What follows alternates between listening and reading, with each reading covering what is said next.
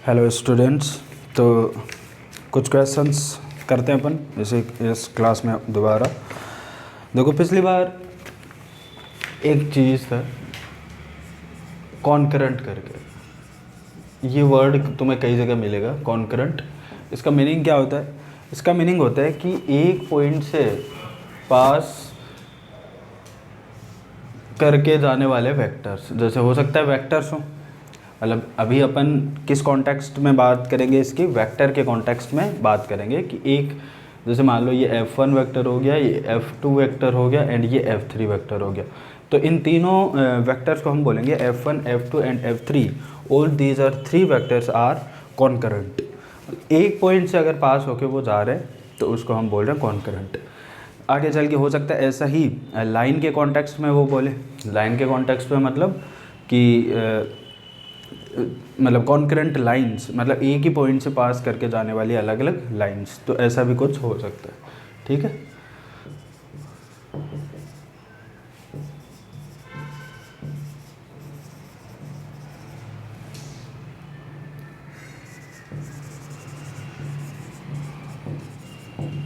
एक ही पॉइंट से पास करके जाने वाले वेक्टर्स, ठीक है। चलो ये तो एक वर्ड है जिसका बता दिया मैंने तुम्हें। अब देखो एक होता है कोप्लेनर। नाम से क्लियर कट समझ में आ रहा है कि यार कोप्लेनर है मतलब एक ही प्लेन में होंगे। यहाँ पे कोप्लेनर किसके रिगार्डिंग बात कर रहे होंगे अपन? वो कर रहे होंगे वेक्टर्स को लेके कि भाई अगर हमें पता करना हो कि तीन वेक्टर्स अगर एक ही प्लेन में हो, जैसे दो वेक्टर है वो तो हमेशा पता है हमें, प्लेन उनकी पता कर लेंगे, ठीक है। अब ऐसा है कि मतलब तीन वेक्टर्स है, उनका हमें पूछा है कि भाई ये वेक्टर्स जो है वो एक ही प्लेन में हैं या नहीं है। तो कोई बात नहीं, इफ़ मैं कंडीशन लिख देता हूँ, three vectors are coplanar then. अब देखो मान लो कि दो वेक्टर है वो इस प्लेन में है, ठीक है। अगर दो वेक्टर इस प्लेन में हैं तो तीसरा वेक्टर इसी प्लेन में कहीं होना चाहिए, ठीक है। मतलब ऐसा ज़रूरी नहीं है यहीं से कॉन्करेंट बनाओ, हमें उससे कोई मतलब ही नहीं है, बट ठीक है बना दिया मैंने ऐसे ही, कोई फ़र्क भी नहीं पड़ेगा। अब देखो तीसरा वेक्टर कोई सी वेक्टर है, वो भी अगर इधर ही कहीं है, आर्बिट मैंने बनाया है रेंडमली, तो देखो ए क्रॉस बी जब हम करेंगे तो बताओ कि ए क्रॉस बी जो आएगा वो इस प्लेन के परपेंडिकुलर आएगा। समझ में आ रही बात? जो ए क्रॉस बी करेंगे वो इस प्लेन के परपेंडिकुलर आएगा, इस प्लेन के परपेंडिकुलर आएगा। और फिर हमने थर्ड जो वेक्टर है उसके साथ मान लो डॉट प्रोडक्ट ले लिया, थर्ड वेक्टर के साथ डॉट प्रोडक्ट ले लिया, तो ऐसा वेक्टर जो इन दोनों के कारण तो किधर आया, बाहर की तरफ आया, उसका डॉट प्रोडक्ट इसके साथ लेंगे जो कि इसी प्लेन में है। तो मतलब डॉट प्रोडक्ट फिर ओवरऑल कितना बनेगा, 0 बनेगा। हम ऐसा लिख रहे हैं कि यार A cross B dot C is equal to 0 होगा, ये बात हम बोल सकते हैं, ठीक है। इस तरीके से इसको बनाना है। तो देखो इसमें मतलब ज़रूरी नहीं ए क्रॉस बी करो, हम ऐसा भी कर सकते हैं, मतलब बी क्रॉस सी करके डॉट ए कर लो, कोई भी दो वेक्टर ले लो, क्योंकि कोई भी दो, जैसे बी क्रॉस सी ले लिया हमने, कोई भी दो वेक्टर लेंगे तो इनका क्रॉस मल्टीप्लिकेशन होगा, हमें पता है कि इस प्लेन के परपेंडिकुलर होगा, चाहे बी क्रॉस सी करो चाहे ए क्रॉस सी कर लो। हमें पता है कि जो क्रॉस प्रोडक्ट होके जो वेक्टर आने वाला है नया, वो इस प्लेन के तो परपेंडिकुलर मिलेगा कहीं ना कहीं, या हो सकता है इनवर्ट मिल जाए, बट होगा इस प्लेन के परपेंडिकुलर। और फिर बाद में इसी प्लेन में कोई वेक्टर है जिसके साथ हम डॉट प्रोडक्ट ले, तो हमें पता है कि एंगल बचा हुआ जो वेक्टर है और उस क्रॉस मल्टीप्लिकेशन के परपेंडिकुलर ही हमेशा मिल रहा होगा, तो इसलिए आंसर हमेशा 0 आएगा। पहले लिखना है तो जैसे ए वेक्टर को पहले भी लिख सकते हो, ऐसा भी कुछ नहीं है। ये भी हम बोल सकते हैं कि यार ऐसा बोल दिया मैंने, मतलब क्योंकि कई अलग अलग लिखा हुआ आ सकता है, कई बार ओनली इतना ही पूछ ले, कंडीशन ही पूछ ले कि बताओ क्या होगा, तो हम बता सकते हैं, ठीक है। ऐसा भी कुछ हो सकता है। तो खैर इसको थोड़ा सा सोल्व करते हैं। कंडीशन हालांकि इतनी ही है, ये फाइनल वैसे कंडीशन है, बट इसको थोड़ा और सोल्व करके एक और बढ़िया रिजल्ट आ जाता है, हम डायरेक्टली वो भी याद रख सकते हैं। जैसे ए वेक्टर मान लो तुमने बोल दिया ए x I cap plus B A Y J cap plus A Z K cap, ठीक है। ऐसा ही बी वेक्टर के साथ होगा, ऐसा ही सी वेक्टर के साथ लिखना, B X I cap plus B Y plus B Z K cap.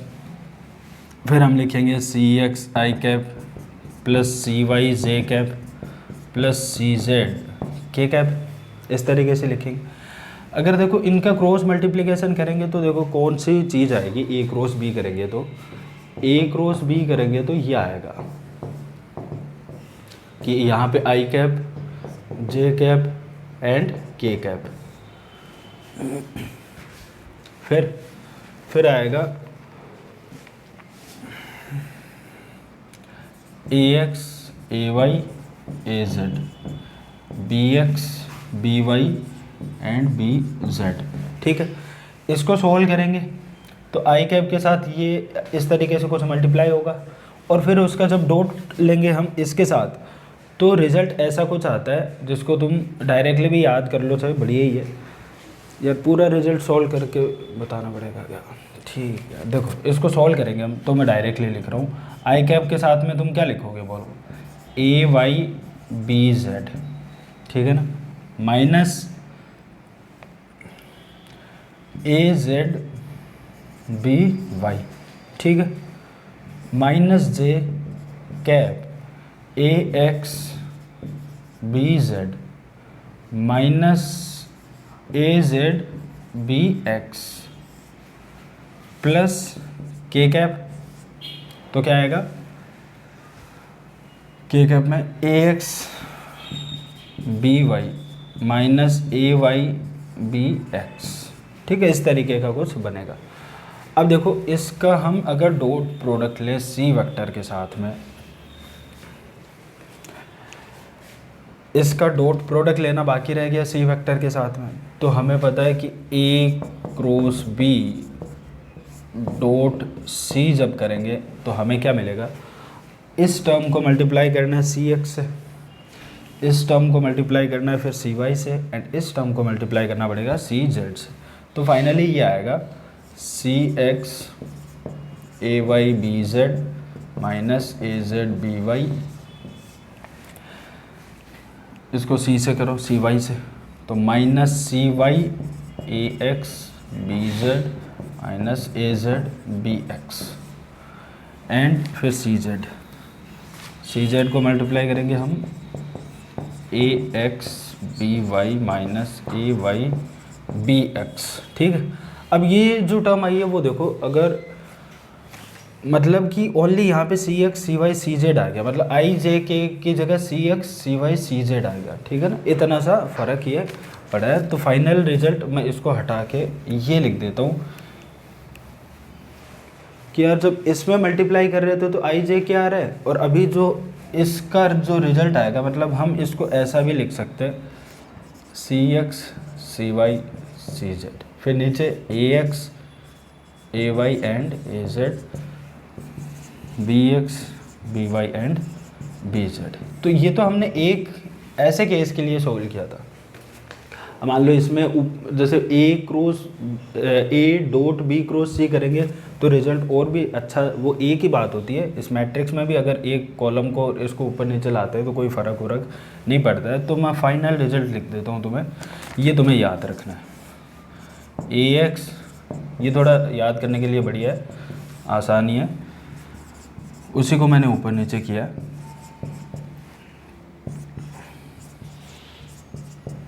ये जीरो आना चाहिए, इसको हम याद रखेंगे, ठीक है। तो थोड़ी कैलकुलेशन है, उसको इग्नोर भी कर सकते हो, बस ऐसे हिंट दे दिए मैंने कि भी घूम फिर के ये वाली बात आनी है। ए क्रॉस बी डॉट सी करेंगे तो हमें ऐसा कुछ मिलेगा, और मिलना भी चाहिए था। देखो हमने यहाँ पे देखो रिजल्ट में क्या आया था, ये ए क्रॉस बी कर रहे थे, ऊपर आई जे के आ रहा था, फिर हमने जब सी के साथ डॉट लिया तो यहाँ पे क्या आ गया था, only C X C Y and C Z आ गया था। मतलब अगर मैं यहाँ पे C X C Y C Z रख दूँ तो इस डिटर्मिनेंट का ही जो वैल्यू आएगी वो वैल्यू ही क्या बन रही थी जब अपन इसको पूरा आगे डॉट प्रोडक्ट लेके सोल्व कर रहे थे तब आज। तो उसको कितना बनाना है, 0 बनाना है, तो ठीक है 0 बना देंगे। अब उसमें भी क्या होता है, रो का और कॉलम का इनका एक्सचेंज करने का रूल भी होता है, या फिर यहाँ पे तो देखो हमने ए क्रॉस बी डॉट सी लिया है, हो सकता है मैं ए डॉट बी क्रॉस सी ले लूँ, वो तो उससे फ़र्क, मतलब इन तीनों को एक्सचेंज तो हम कर ही सकते हैं। तो फाइनली हमें ये अरेंज है, बिल्कुल एक मैनर में अरेंज्ड है, तो इसलिए इसको 0 कर दे। क्वेश्चन किस तरीके से आएंगे वो देख लो।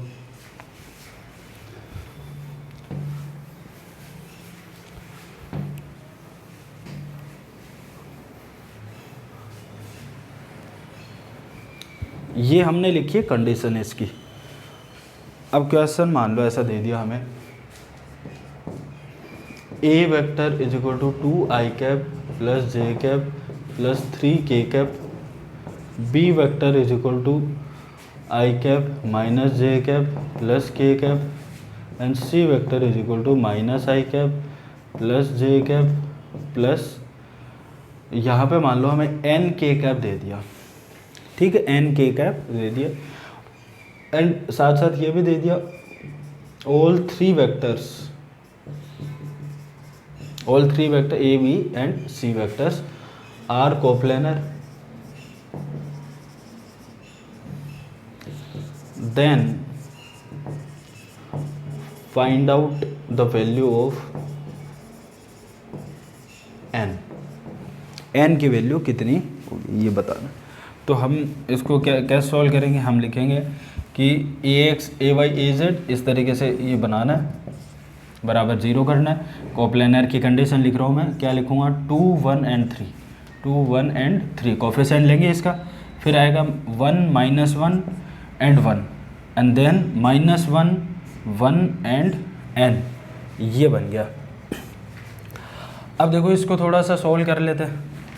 तो सॉल्व करेंगे तो वही रूल है कि जो यहाँ पे आएगा उसको तो हम बाहर लिखते हैं ऐसे, फिर मल्टीप्लाई करेंगे इनको, इसकी रो में और इसकी कॉलम को तो कैंसिल आउट करते हैं, तो -1 इंटू n, तो माइनस n माइनस 1, क्लियर है ये चीज़, -1 होगा, फिर ये -1, अब देखो ये गया और ये गया है ना, इतनी चीज़ चली गई, ये एंड ये चला गया, तो अब बचा 1 इंटू n माइनस इधर से -1 इंटू 1, तो +1 बन गया ये ओवरऑल, क्योंकि एक माइनस ऑलरेडी है, ठीक है। फिर 3 1, ये 1 बना, माइनस का साइन लगाया, ये है -1 इंटू -1, तो ये तो +1 ही है, इज इक्वल टू 0, ये तो पूरा 0 ही बन गया, ठीक है ना। 1 माइनस, इधर देखो क्या आ गया, इधर आ गया -2n -2 -n -1 is equal to 0, -3n -3 is equal to 0, या 3n इज इक्वल टू -3, या फिर n इज इक्वल टू -1, ये वैल्यू आएगी, ठीक है। मतलब अगर मेरी कैलकुलेशन सही हो तो उसके हिसाब से। बाकी कई बार क्या होता है कि जैसे इधर उधर कुछ कैलकुलेशन में अगर मिस्टेक हो तो कोई बात नहीं, उसको मतलब इग्नोर करना, अपने हिसाब से आगे का सॉल्व कर लेना। तो चलो ये तो क्वेश्चन हो गया, इस पर और बाकी प्रैक्टिस करेंगे, बस इतना सही है, ये तुम्हें कंडीशन लगानी है, ऐसा लिख लिया करो, कंडीशन फॉर कोप्लेनर,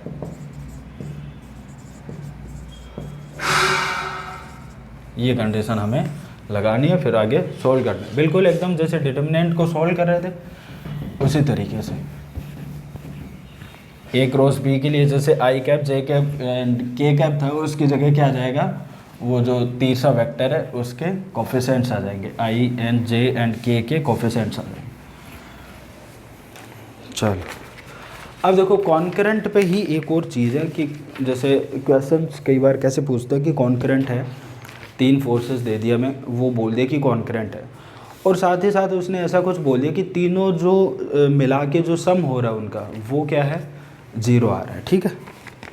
तो जैसे मैं लिखता हूँ तीनों का अगर सम 0 आ रहा है इसका मतलब तो ये है कि भाई जैसे मान लो कि 3 वेक्टर्स हैं, उनका समेसन 0 एक ही तरीके से आ सकता है। जैसे ये एक वेक्टर जब वो पूरा का पूरा ट्राइंगल क्या करे, फॉर्म करे।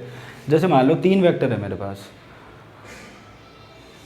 ये दूसरा वेक्टर, और मान लो तीसरा वेक्टर कहीं यहाँ रह गया, तो ट्राइंगल तो फॉर्म हुआ नहीं।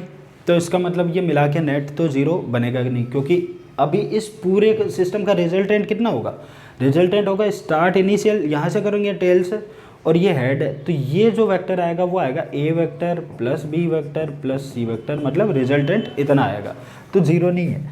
बट अगर ऐसा कुछ हो कि यार ए वेक्टर फिर बी वेक्टर कैसा भी मैंने इधर बना दिया, और अगर सी वेक्टर इस तरीके से, तीनों वेक्टर क्या हो गए। अब मान लो कि मेरे को रिजल्टेंट बताना है, तो मैं यहाँ टेल से शुरू करूँगा और हेड भी यहीं आ गया, इसका मतलब नेट कितना हो गया, 0 हो जाएगा। क्लियर है ये चीज़, ठीक है। तो इसका मतलब ट्राइंगल का रूल फॉलो हमें करना पड़ेगा। जैसे देखो डायरेक्टली एक क्वेश्चन से ही लेता हूँ मैं, मतलब मैं पहले ही बता चुका हूँ तुम्हें, विच ऑफ द फॉलोइंग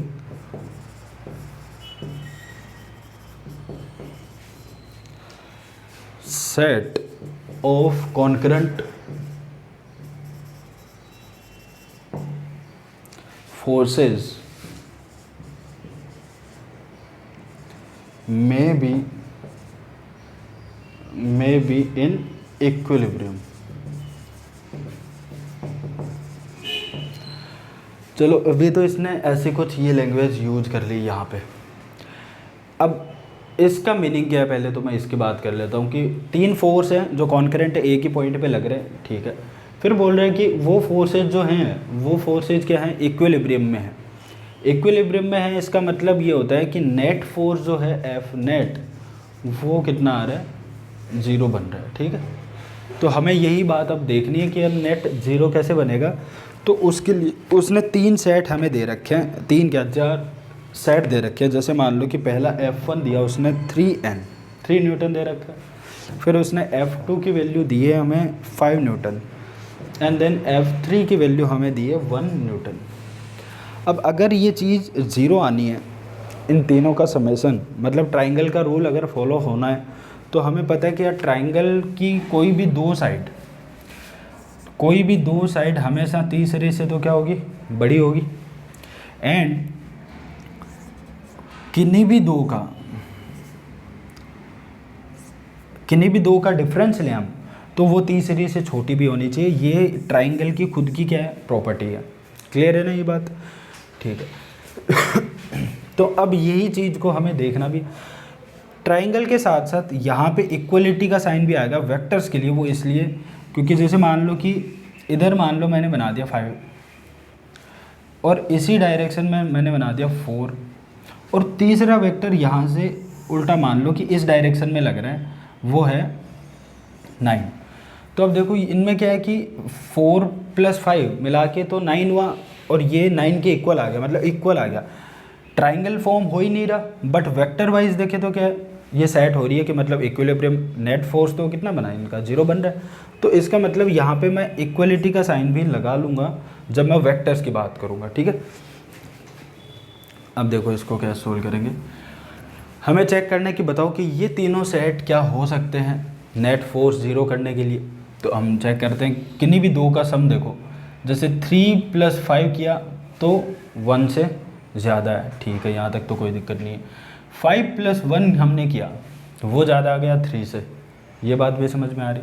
पर देखो 3 + 1 करो, 3 + 1 है, और इधर बचा हुआ C क्या है, थर्ड वेक्टर, वो 5 है। इसका मतलब तो उल्टा आ गया ना, ये ज़्यादा आना चाहिए था जबकि 5 ज़्यादा निकल गया, मतलब ये वाला कॉम्बिनेशन नहीं हो सकता। क्लियर है यहाँ तक। फिर दूसरा सेट देखो,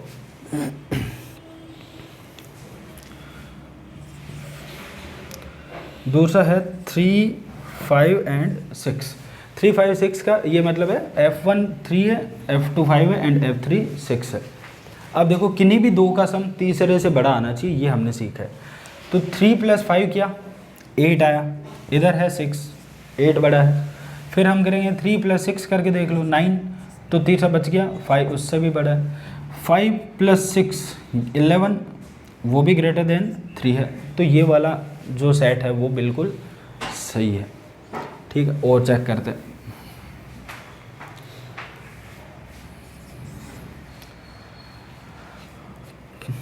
3, 5 एंड 9। तो अब देखो ये 3 + 5 और इधर है 9, तो 3 + 5 तो कितना बन गया 8 बन गया, और जबकि 9 बड़ा हो गया, तो ये वाली चीज़ अलाउड नहीं है। तो पहला भी अलाउड नहीं है एंड ये भी अलाउड नहीं है, क्योंकि समेसन जो है वो क्या रह गया, छोटा रह गया थर्ड साइड से, तो इसलिए ये वाली बात भी अलाउड नहीं है। एंड और देखो फोर्थ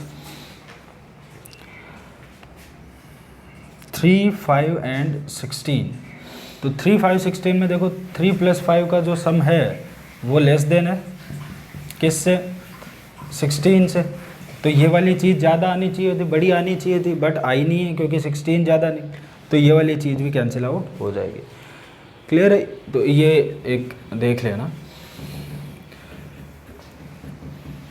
इसी के साथ साथ एक जो क्वेश्चन है वो मैं दे देता हूँ तुम्हें।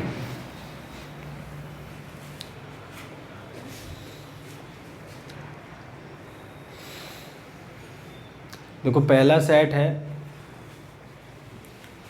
इक्विलिब्रियम या फिर तीनों को मिला के सम 0। ये अलग अलग लैंग्वेज होती है क्वेश्चन फॉर्म करने की, तो उसके हिसाब से देख लेना कि अगर वो ये बोल रहा हो कि तीनों जो वेक्टर्स है वो मिला के 0 बन रहा हो तो भी एक ही बात है, हम इसी की बात कर रहे हैं।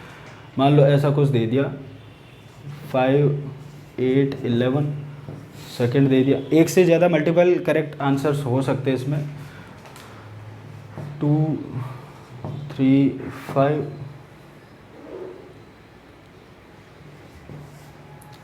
4, 9, 13, 4, 9, 13 नहीं लेंगे, 4, 9, 11 एंड फोर्थ 17, 5, 11। ठीक है, ये अपने सेट है और यही आज के लिए तुम्हारा क्वेश्चन ऑफ द डे है।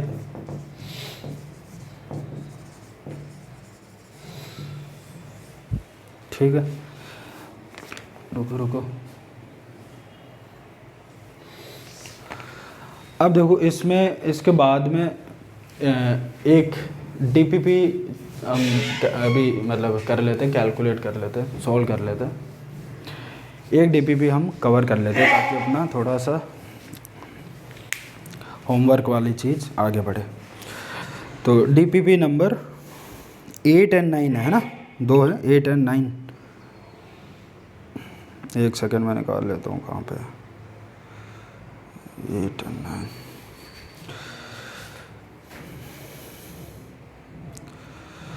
अब देखो एक डीपीपी सॉल्व कर लेते हैं आज के लिए जल्दी से, ज़्यादा टाइम नहीं लेंगे।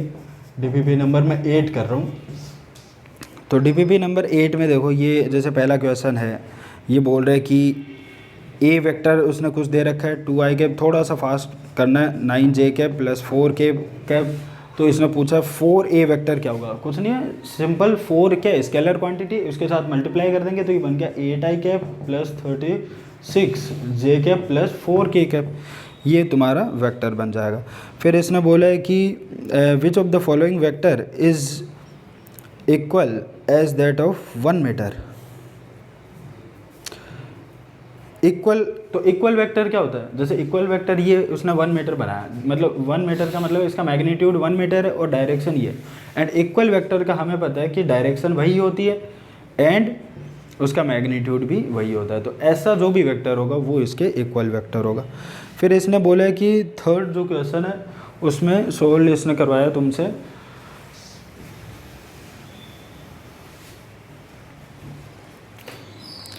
इसने बोल दिया कि y is equal to X E की पावर x, और इसके लिए क्या है मिनिमा या मैक्सिमा के बारे में इसने पूछा है। कोई बात नहीं, जल्दी से सॉल्व करेंगे। फॉर मिनिमा मैक्सिमा दोनों ही चीज़ों के लिए हम क्या करते थे, dy/dx 0 करते थे। तो सबसे पहले dy/dx 0 को dy/dx 0 कैसे करेंगे, पहले जैसे इसको हमने ऐसा कैसा रख दिया, e की पावर x का डिफ्रेंशिएशन करेंगे, e की पावर x का डिफ्रेंशिएशन कितना होगा, e की पावर x ही होगा। फिर माइनस माइनस कैसे प्लस, अब इस बार e की पावर x को छोड़ दिया है क्या, ऐसा कैसा, एंड x का डिफ्रेंशिएशन करेंगे, x का डिफ्रेंशिएशन 1 है, इसको 0 कर लेते हैं और फाइंड आउट कर लेते हैं। तो देखो e की पावर x लिया हमने और x प्लस 1 लिया इज इक्वल टू 0 है। क्लियर है ये चीज़। अब देखो यहाँ से क्या बनेगा, देखो e की पावर x, ये एक तो या तो ये 0 हो और एक x प्लस 1 बराबर ये 0, यहाँ से तो आ गया x इज इक्वल टू -1। ठीक है, x इक्वल टू क्या आया, -1 आया। x इक्वल टू -1 आया। इधर से अगर हम देखेंगे तो इसकी वैल्यू तो भाई ये क्या लिखा हुआ है, ये 0 कब होगा, ये 0 होगा जब x की वैल्यू -∞ आए। अच्छा वो कैसे आएगा भाई, जैसे ये इसका 2.7 वैल्यू होती है इसकी, 2.7 क्या तुम जितना मानना है, अभी इसकी वैल्यू तो 2.7 होगी, इसकी पावर x है, तो 1 2 3 जैसे भी हम बढ़ाते जाएंगे तो ये वैल्यू बढ़ती जाएगी। बट हमें पता है कि जैसे ही इसकी वैल्यू तुमने मतलब माइनस में 4 रख दी, इसका मतलब क्या, 1/2.7। अब ये धीरे धीरे इसके पावर 4, अब ये धीरे धीरे 0 के कम आ रहा है, मतलब जब पावर की वैल्यू नेगेटिव में आती जाएगी तो वैल्यू क्या होगी, कम हो रही होगी धीरे धीरे, दिख रहा है तुम्हें। अब मान लो कि 0 तो तब होगा जब मैं इसको क्या रख दूँ, इनफाइनाइट रख दूँ यहाँ पे, मतलब ओवरऑल x की वैल्यू हमने क्या रखी, -∞। तो ठीक है, देखो -∞ का मतलब तो हमें कंसिडर नहीं करना है, क्योंकि वो पॉइंट इनफाइनाइट पे है, वो हमें मिलने वाला नहीं है, तो ऐसे सॉल्यूशन कभी हम लेते भी नहीं हैं। तो अपना फाइनल चीज़ आई कि ये वाला है, बट इसके बारे में हमें पता नहीं है कि ये मिनिमा है या मैक्सिमा है, तो हम इसको चेक करेंगे, क्योंकि मेरे को लग रहा है कि क्वेश्चन में जो दे रखा है उसने पूछ रखा है कि x इज इक्वल टू -1 पे मिनिमा है या मैक्सिमा है। ठीक है ना,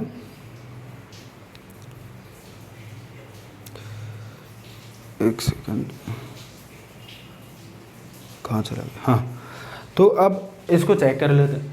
चेक कैसे करेंगे, उसके लिए हम क्या करते हैं, ये वाली चीज़ आई है ना, इसको डबल डिफ्रेंशिएट करते हैं, तो d2y/dx2 ये सॉल्व करना।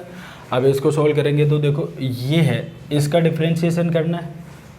ठीक है, इसका डिफ्रेंशिएशन करेंगे तो बोलो जल्दी से बताओ क्या आएगा। इसका डिफ्रेंशिएशन आएगा, पहले x को छोड़ दिया मैंने ऐसा कैसा, इसमें देखो इतने में मल्टीप्लिकेशन रूल लगेगा, इतने के अंदर मल्टीप्लिकेशन रूल लगेगा, तो बोलो जल्दी से कि x को छोड़ दिया, e की पावर x का डिफ्रेंशिएशन किया। क्लियर, इतने का करें, मल्टीप्लिकेशन है ना इसके बीच।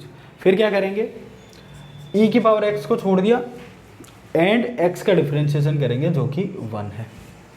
फिर प्लस में क्या है, e की पावर x है तो e की पावर x, तो e की पावर x ही होगा। चलो ठीक है, अब क्या करो इसमें, x e की पावर x प्लस 2 इंटू ई की पावर x, तो ये आ गया e की पावर x कॉमन आ गया, x प्लस 2 बच गया। अब इसमें हमें क्या चेक करना है, 4x इज इक्वल टू -1, अगर मैं ये वाली वैल्यू इसके अंदर पुट कर रहा हूँ तो क्या आएगा वो देखना है हमें। देखो इसके अंदर अगर वैल्यू पुट करेंगे तो d2y/dx square is equal to E की पावर -1 प्लस 2, तो देखो ये क्या लिखा हुआ है, 1/e, 1/e की पावर 1 है तो 1 ही लिख दिया, इनटू आगे तो 1 ही है, तो पॉजिटिव आ गया। अब देखो पॉजिटिव आ गया, इसका मतलब हाँ ये आ गया, पॉजिटिव आ गया। पॉजिटिव आता तो हम क्या बोलते थे कि मिनिमा होगा, तो इसके लिए मिनिमा आएगा। ये क्या है, किसकी वैल्यू है, मिनिमा की। खैर ठीक है, फिर इसने पूछा कि यूनिट वेक्टर जो, देखो नेक्स्ट क्वेश्चन फिफ्थ नहीं, ऐसे ही देखो ये फोर्थ क्वेश्चन है, उसमें क्या करना है, डिफ्रेंशिएशन करना है और फिर 0 बना देना है, तो वैल्यूज़ तुम्हें मिल जाएगी। ठीक है,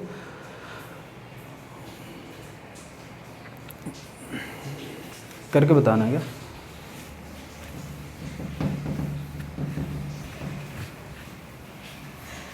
कैलकुलेशन मेरे को लग रही है, चलो लास्ट में करते हैं टाइम के हिसाब से। अभी आगे वाले देखो, जैसे ये ग्राफिकल रिप्रेजेंटेशन तो आगे हो गए, तुम्हें 8th नंबर है, बोल रहे 2i कैप, तो ठीक है 2i कैप इधर होता है, फिर बोल रहा है कि b तो वो किधर होगा, 3j कैप वो इधर हो जाएगा, एंड -4a का मतलब है ये a था, ये a वेक्टर दे रखा है, उसका -4a टाइम मतलब हो गया -8 i कैप हो गया, मतलब ऐसे इसका 4 टाइम्स, थोड़ा और बढ़ा दो ऐसे रिप्रेजेंटेशन के बाद, तो 8 यूनिट इसकी बन जाएगी। तो ये नीचे वाले क्वेश्चंस तो हो ही गए। फिर ये कह रहा है कि देखो इसके ऊपर ये वाला भी देख लो, फिफ्थ वाले में तो क्या करना है, फोर्थ पे आते हैं अपन अगर टाइम मिला उसके हिसाब से। ए वेक्टर जो है वो दे रखा है 2i cap plus 3j cap, इसका यूनिट वेक्टर निकालना है। तो क्या करना है, 2i cap plus 3j cap लिखना है। भाई कैसे लिखेंगे इसको, ए वेक्टर डिवाइडेड बाई ए का मैग्नीट्यूड लिखना है हमें। इसका मैग्नीट्यूड कितना है, रूट के अंदर इसका स्क्वायर 4 प्लस 9 13 आ जाएगा नीचे, ठीक है। बस ये यूनिट वेक्टर। फिर ये देखो 6th में बोल रहा है कि which of the following represents A vector. अब वेक्टर देखो जैसे ये पहला दिया इसने, ये कोई वेक्टर नहीं है, दोनों तरफ ये बना रखा है रेज के तरीके से, इसने वेक्टर ये नहीं है। सेकंड ये बिल्कुल ये वेक्टर है, ठीक है, बी ऑप्शन सही है। सी इसने ये करके एरो ये लगा दिया, ये रिप्रेजेंटेशन नहीं है, ये कभी ऐसे डायरेक्शन, जैसे मतलब हम लिखते हैं ए वेक्टर ये है और हमने ए वेक्टर ओरिजिनल में ऐसा होता है, तो क्या हम ये ऐसी रो मतलब जो ऐसा एरो है वो इसके ऊपर थोड़ी लगाते हैं। ये तो बस रिप्रेजेंटेशन का एक तरीका है, हमेशा ऐसा ही लिखेंगे। इसमें नहीं है कि मतलब कि सर की डायरेक्शन अगर इधर वाली हुई तो कि मैं ए के ऊपर भी ये वाली डायरेक्शन लगा दूँ, ऐसा कुछ नहीं है, ठीक है। तो ये गलत है। फिर फोर्थ में उसने लिखा है ऐसा, सही है, बिल्कुल कोई दिक्कत नहीं है। एंड फिफ्थ में यार दिख नहीं रहा है मेरे को, क्या है ये, ए कैप लग रहा है मेरे को, ठीक है। तो ए कैप ये है, ए कैप भी क्या है, एक तरीके से वेक्टर ही है, वो इसमें थोड़ा ढंग से दिख नहीं रहा है, ए कैप है मेरे ख्याल से, तो ये भी सही है, ऐसे भी हम लिख सकते हैं। फिर 7 देखो, 7 क्या है,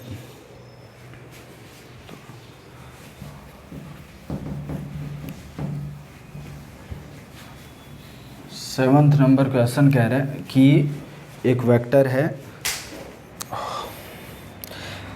है जो